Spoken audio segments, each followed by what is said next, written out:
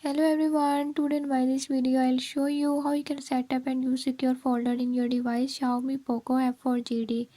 In this device Xiaomi POCO F4GD, by this method I'll show you how to keep your photos and videos secure. Before I start, if you are new to my channel, don't forget to subscribe and press bell icon.